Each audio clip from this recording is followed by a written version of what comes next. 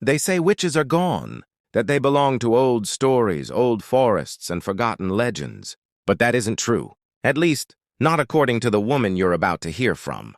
Her name, well, the name she allows people to use, is Ilara. She's quiet, calm, almost gentle in her appearance. She smiles politely, speaks softly, and blends into any crowd. But she carries a past that most people couldn't imagine. For nearly 10 years, she practiced what she calls the deep path, not the trending aesthetic witchcraft that fills Instagram and TikTok with pretty moons and lavender candles, not the harmless versions sold in crystal shops. What she practiced was different, older, hidden, structured. She says it felt like entering a room that everyone else walked past, a room where the light is low and whispers travel further than footsteps. But before we get to the 5 hidden trademarks, she claims every witch carries signs she says cannot be concealed.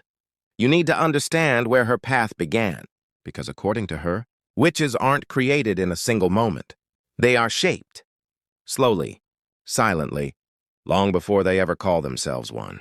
Ilara grew up in the American South, in a town where churches were as common as gas stations, and where faith lived in the air like humidity. Yet even as a child, something inside her didn't feel aligned with that world. When other kids prayed, she wondered who they were talking to. When families sang hymns on Sundays, she listened to the silence between the notes. She remembers one moment clearly. She was 9 years old, sitting alone in her bedroom, when she suddenly felt a wave of sadness wash over her so strong that it brought tears to her eyes. Nothing had happened. She wasn't hurt.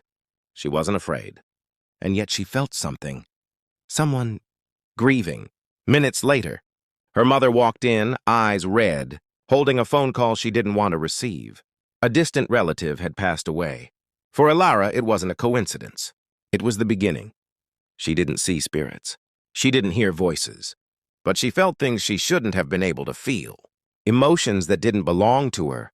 Atmospheres that shouldn't have affected her. Energy that didn't make sense. Most children ignore feelings like that. Most adults forget them. But not Ilara. Instead, she followed them. Her first contact with the occult was almost accidental. A friend at school brought a deck of tarot cards. Most kids giggled at them, pretending to predict crushes and test grades. But when Ilara touched the cards, she felt an immediate pull. A vibration in her fingers. Something alive beneath the artwork. Her friend laughed it off. Ilara didn't. By her teens, she was reading astrology more than textbooks, collecting crystals like souvenirs of invisible worlds, and memorizing moon phases the way other girls memorize pop songs. People assumed it was a phase, a harmless interest, a personality quirk. But she knew better. She felt something responding to her curiosity. A presence, not human, not exactly comforting, but attentive. By college, that presence had grown into a shadow that stretched across every corner of her life. And this was when she met them, people who didn't treat witchcraft as a game or an aesthetic. These were practitioners who believed every ritual had a consequence. Every spell demanded a price, and every connection to the unseen came with a cost. They recognized something in her immediately, a sensitivity, a quiet ability, a doorway. One of them, a woman with eyes too still to be ordinary, told her, "Witchcraft doesn't choose everyone, but it chooses the ones who listen." Ilara listened, and step by step she walked deeper. Her nights filled with rituals hidden inside dimly lit rooms. Her days filled with secrecy and exhaustion. She learned symbols, chants, moon timings, herbs, energy flows, spiritual projections. She learned how to open herself, how to focus intention, how to channel emotion like a tool. And the deeper she went, the more she changed. Her relationships faded. Her sleep patterns broke. Her senses sharpened in ways she couldn't explain. And the world around her began to feel like 2 overlapping layers, one physical and one unseen. She calls this time her descent. Yet ironically, it was during this descent that she learned the truth she shares. Today, truth she claims pastors never talk about, because most of them don't know it. That every real witch carries marks, not physical scars, not magical symbols glowing on their skin, but patterns, behaviors, ways of sensing the world that cannot be turned off. And according to her, the first trademark is the one that draws them in. and the one that gives them away. She calls it the sensitivity, a sense that is always awake, always pulling, always listening. Hilara says that real witches don't choose magic out of rebellion or style. They choose it because they feel something long before they learn how to use it. She describes it like living with a second heartbeat, a quiet pulse that reacts to people before she speaks to them, that warns her when someone carries rage, that chills her skin when she steps into a room that has seen suffering. But it wasn't intuition, not the way normal people mean it. It was sharper, quicker, almost invasive. She tells a story of walking into a coffee shop on a rainy afternoon. People were laughing, typing on laptops, clinking cups together. And then she saw a man sitting alone in the corner. Nothing unusual about him, nothing strange. But the moment her eyes landed on him, she felt panic. Not her own panic, but his, like a silent scream lodged behind her ribs. She had never spoken to him, never met him, never knew his name, and yet she felt the terror inside him as if it were her own. 2 days later, the man didn't return. The barista told her he'd been taken to the hospital after a severe anxiety attack. That's when it clicked. What she felt wasn't a coincidence. Over time, this sensitivity to others' emotional and spiritual states became her compass. Inside the occult, experienced practitioners told her that this trait appears in nearly every witch they've ever met. It's the reason they seek answers in forbidden places, the reason they feel disconnected from ordinary life, the reason they are drawn to rituals that allow them to understand what others cannot. It is, she says, the first mark, the mark that opens the door, but it is also the mark that tortures them the most, because feeling other people's darkness means carrying some of it yourself. And for her, that was only the beginning. Hilara says the sensitivity was the beginning, but it wasn't the clearest mark. The clearest one, the one she now notices everywhere, was something far more visible, yet almost impossible to recognize unless you knew exactly what you were looking for. She calls it the language of symbols, because according to her, witches never walk the world empty-handed. They always carry pieces of their practice with them, not in jars, not in spellbooks, but in symbols so subtle that to the untrained eye they look like nothing at all. She didn't understand this in the beginning. In her early days, she thought witchcraft lived in rituals, candles, moonlight, meditation. But the deeper she went, the more she discovered an unspoken truth. Witches don't just practice magic. They wear it. She remembers the first time she noticed it. She was sitting in a dim apartment lit only by a single candle, her mentor's apartment, watching the woman prepare for a ritual.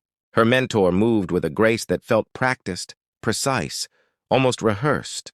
She lit herbs with slow motions, whispered phrases Hilara couldn't understand, traced shapes in the air like she was drawing invisible doors.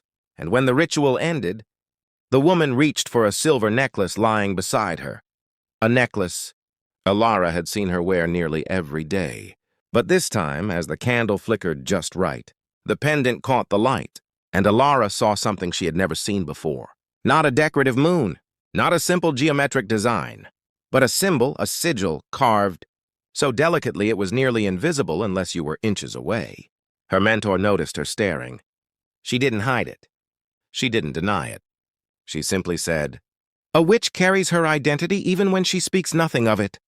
That was the moment Hilara began to realize how many times she had overlooked the obvious. Witches, real ones, don't wear symbols as accessories. They wear them as anchors, as reminders, as keys. Sometimes they're carved in rings that look handmade, sometimes hidden in tattoos, composed of shapes that seem artistic, but follow very old formulae, sometimes burned into leather bracelets, sometimes stitched into clothing patterns so subtly that only someone fluent in occult geometry would notice them. And once she was taught to recognize them, she began seeing them everywhere. On professors, on artists, on quiet neighbors, on strangers browsing bookstores. One symbol in particular stayed with her, a small, almost invisible marking that resembled a single curved line intersected by another, a sigil meant to represent the Watcher, a spirit believed to guide intuition. She'd seen her mentor wear it, and later noticed it again on someone completely unrelated to the occult group, someone she had never met. That was when her mentor explained, "We recognize each other by the marks we carry. The world thinks we blend in, but to us, we are never strangers. Ilara didn't believe her at first. She assumed it was coincidence. Design, fashion. But then a strange thing happened. She began feeling the same energy from people who wore the symbols. Not strong, not obvious, but familiar. Like the faint smell of smoke long after a fire has burned out. Like stepping into a room and sensing someone else's footsteps had been there. One evening in the downtown of a busy city, she sat at a bus stop watching people pass by, hurrying home. Checking their phones, carrying groceries. Ordinary faces. Ordinary lives. And then she saw a young woman walking past. Dressed casually, hair tied back. Nothing unusual about her, except for a small pendant hanging from her necklace. A crescent shape intersected by a tiny circle. A symbol Ilara had only ever seen in ritual books. A symbol used for moon binding, a type of emotional influence ritual she herself had performed once. She didn't say anything, didn't confront her. But as the woman walked by, Ilara felt it, a pull in the air, faint but unmistakable. An awareness, a flicker of recognition that was not hers alone. And the woman, without breaking her stride, turned her head just slightly. Just enough, and looked at Ilara. Not a full glance, not a stare. Just a moment of acknowledgement. A moment that said, "I see you too." Ilara froze. The woman continued walking, blending back into the river of strangers. That night, Ilara realized something terrifying. These symbols weren't just hidden marks. They were signals. A silent language whispered in metal and ink. A way for practitioners to find each other without ever speaking a word. Later, when Ilara left the occult world, she said this was the trademark that haunted her the most. Not the rituals, not the voices, not the spiritual weight, but the symbols she still sees today. On strangers, on influencers, on musicians, on quiet people sitting alone in libraries. Little signs, subtle marks, harmless to anyone who doesn't understand them.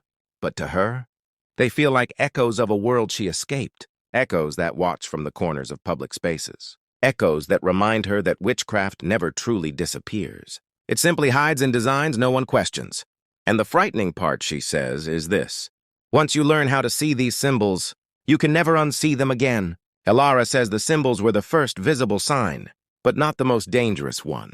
The real danger lived in the nights, not in the daytime rituals people show online, not in the polished manifestation routines or pretty moonlight selfies. She's talking about something older, quieter, and far more consuming. Every practitioner she met, every single one, lived by cycles. The moon, the seasons, the hours, even the days of the week. To someone outside the occult, those cycles look harmless, even poetic. But for Ilara, they became the rhythm her life bent around, the calendar her mind couldn't escape. She remembers the first time she learned about the cycles. She was sitting across from her mentor in a room filled with herbs, candles, journals worn from use, and a window cracked just enough to let in the cold night air. Her mentor traced her finger across a chart, a ring divided into phases, symbols and strange markings, and said, "This is the clock we follow. Every witch breathes with this clock, even when she pretends she doesn't." At first, Ilara didn't believe her. A clock? A moon phase? How could something so distant control anything? But when she began practicing, she noticed something unnerving. On certain nights, she felt heavier, as if the air thickened, as if emotions sharpened, as if something pulled her attention toward the unseen, like a hand on her shoulder, nudging her into shadow. Her mentor explained it simply. The moon doesn't create energy, it reveals it, and so began the cycle. During new moons, she felt drawn inward. Dreams became vivid, almost feverish. Whispers in the back of her mind felt louder. The world seemed muted, quieter, like it was waiting for her to make a move. During waxing moons, her thoughts sharpened. Intentions felt stronger. She found herself filled with confidence, determination, even arrogance. During full moons, everything came alive. The air felt electric. Her senses heightened.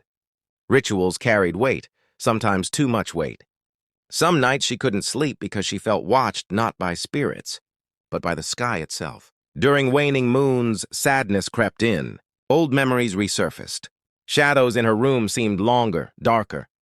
She felt the presence she worked with pulling away, as if withholding itself. She never told this to anyone, not at first. But when she eventually confided in the group, they simply nodded, because they all felt it, every one of them. And that's when she realized the frightening truth. These emotions weren't random. They weren't hormonal. They weren't psychological. They were ritual patterns. A synchronization between the practitioner's mind and the occult energies. They opened themselves too. Her life was not her own rhythm anymore. It belonged to the cycle. The deeper she practiced, the more these nights consumed her. She stopped going out on weekends. She avoided people during certain phases. Her phone stayed silent. Her relationships fell apart, not because she wanted distance, but because she felt the cycles pulling her inward, commanding her with a force she couldn't resist. She began preparing for full moons like someone prepares for storms. She cleaned her space, lit candles, burned herbs, closed blinds, and waited. She tells one story that still shakes her voice when she recalls it. It was late November. Cold. Wind scraping against the windows of her small apartment. A full moon night. She woke at exactly 2:13 a.m., not by choice, but because something had jolted her awake. Not a sound. Not a nightmare. Just a feeling. The air in her room felt wrong. Heavy, almost wet, like humidity after rain, except the windows were closed and the heater was running. She got out of bed slowly, instinct guiding her steps. She didn't think. She didn't question. She walked to her table where she kept her candle and matches. Without knowing why, she lit the candle.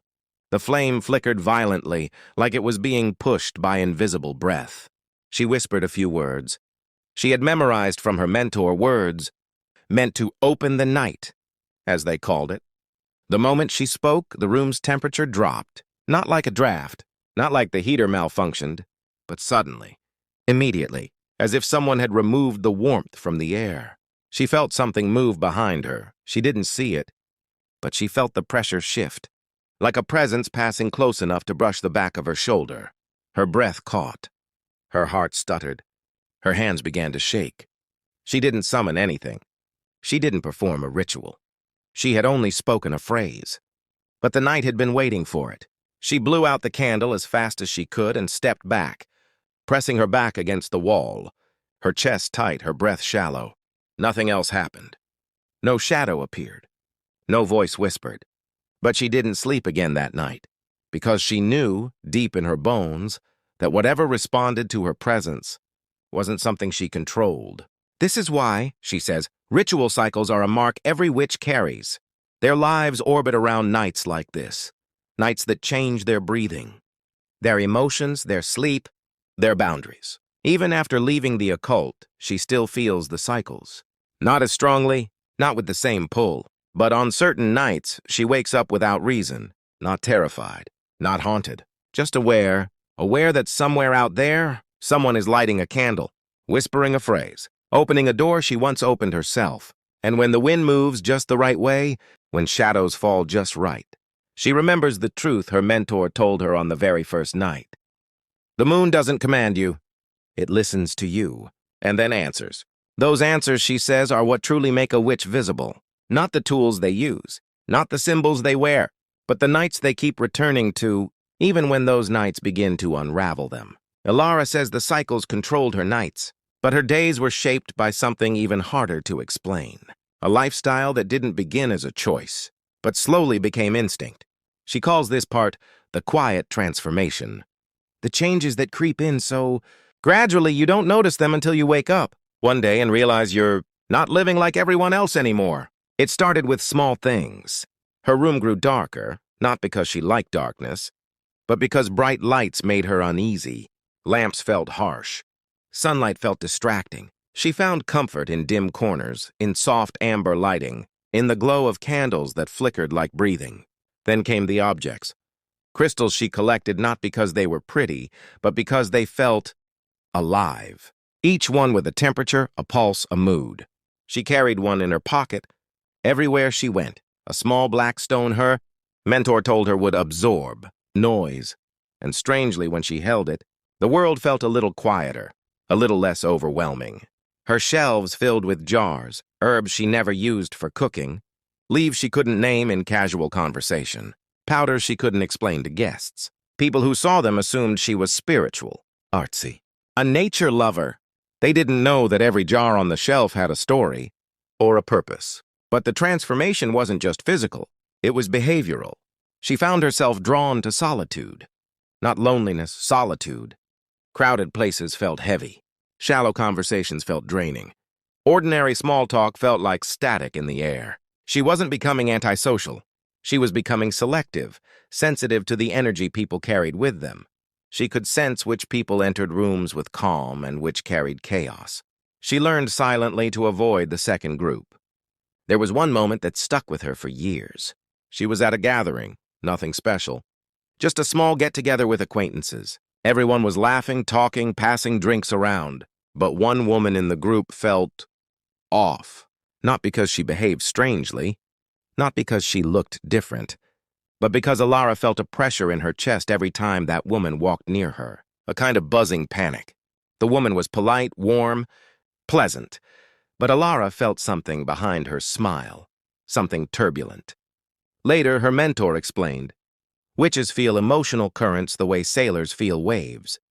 They know which waters are safe and which ones hide storms." And so Alara began shaping her life around stillness, around places with soft energy, around people who spoke quietly, around objects that made the air easier to breathe. She decorated her room with plants, not for beauty, but because their presence steadied her mind. She arranged her shelves according to unseen rules she didn't fully understand. She woke up earlier, slept later, ate lightly, drank more tea than water. Her habits changed. Her preferences changed. Her routines changed. She drifted toward earth tones, dark fabrics, natural textures. She wore rings without remembering why she put them on. She kept small pouches in her bag filled with herbs, threads, and tiny stones. Not because she planned to use them, but because she felt strange without them. Her journal became less about thoughts and more about patterns, dream fragments, emotional spikes. Nights she woke up gasping. Days she felt drained for no reason. And slowly she noticed something startling. Every practitioner she met, every person deeply involved in the occult, lived a life that looked almost the same. They weren't copying each other. They weren't following a trend. They were responding to something internal, something that shaped their habits, their routines, their aesthetic, their silence. It's the reason, she says, you can sometimes recognize them even when they say nothing about who they are. The woman who never leaves home without a tiny velvet pouch. The man who wears a ring with a strange texture you've never seen before. The girl who always carries dried lavender in her bag. The neighbor who lines their windowsill with herbs you don't recognize. The co-worker who draws shapes on paper absent-mindedly while thinking. To most people, these things mean nothing. But to Alara, they were signs, patterns in plain sight. Once, years after she left the craft, she met a woman in a bookstore. A stranger. Quiet, polite, reading a book on mythology. Nothing about her was unusual, except for one thing, a tiny symbol tattooed near her wrist, half hidden under her sleeve. It wasn't a common symbol, not a star, not a moon, something more obscure. Alara felt the air shift, the same shift she used to feel around her old circle. That heaviness, that pressure, that awareness. The woman noticed her look and smiled. Not suspiciously, not oddly, but knowingly. A simple, silent acknowledgement. A recognition between two people who had walked the same path. Even if one had left it behind, Alara didn't return the smile. She simply turned away. But her heart raced for minutes afterward. Because the lifestyle doesn't disappear when you leave. The habits remain. The sensitivities remain. The instincts remain.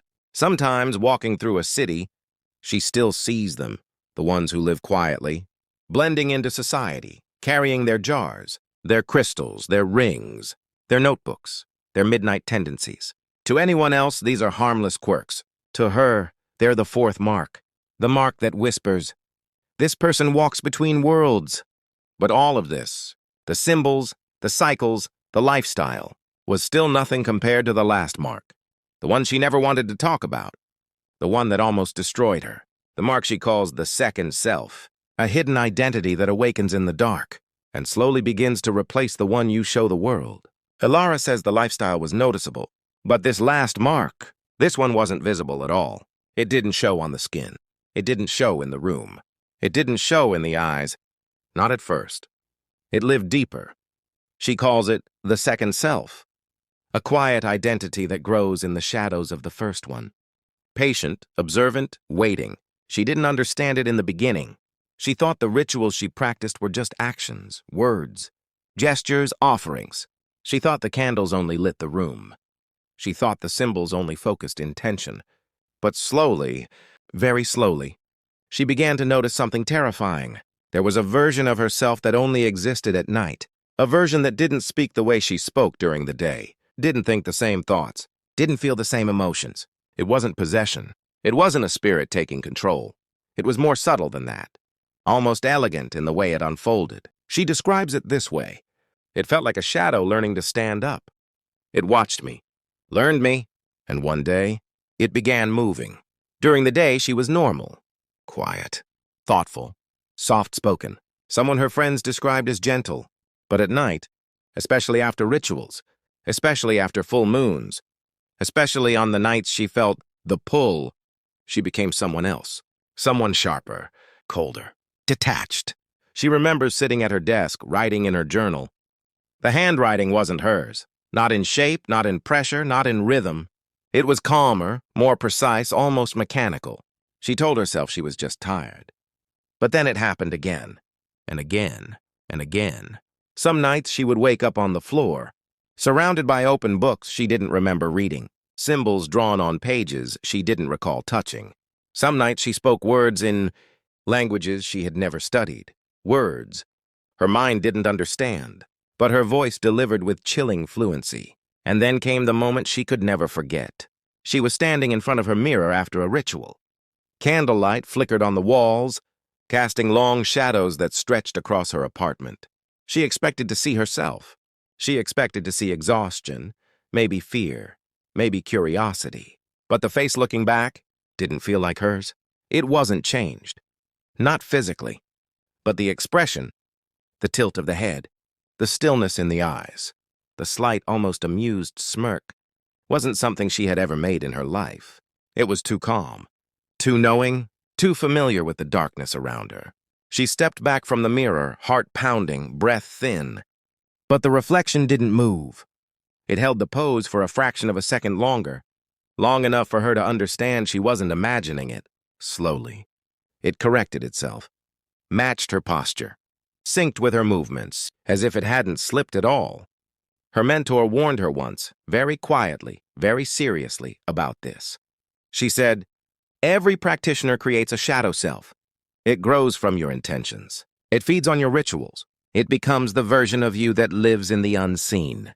Ilara didn't believe her until she saw it. The second self had its own will, its own awareness, its own hunger. It was the part of her that knew the rituals better than she consciously did.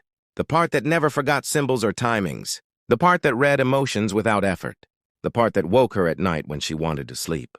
The part that whispered urges she didn't understand. It wasn't a demon. It wasn't a spirit. It was her. Or rather, the version of her shaped by the occult. Cold, silent, focused, unblinking.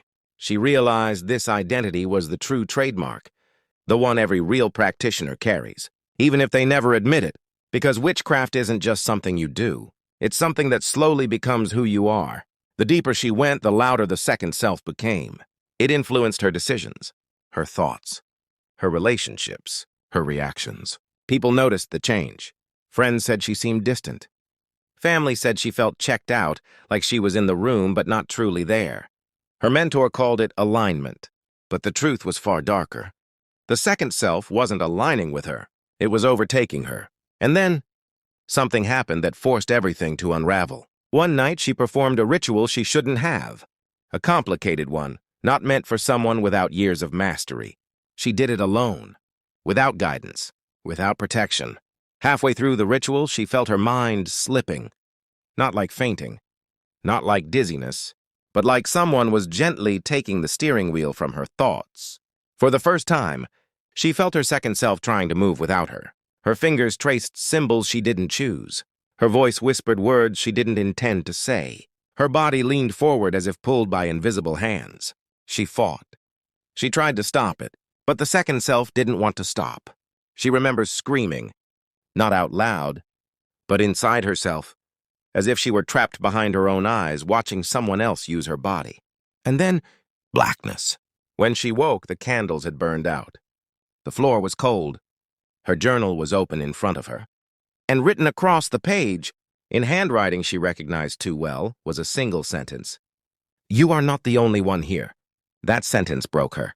Not because it was supernatural, not because it was paranormal, but because she knew it was true. The second self was no longer a mirror image. It was something she had fed with rituals, emotions, energy, and trust. Something she didn't know how to kill.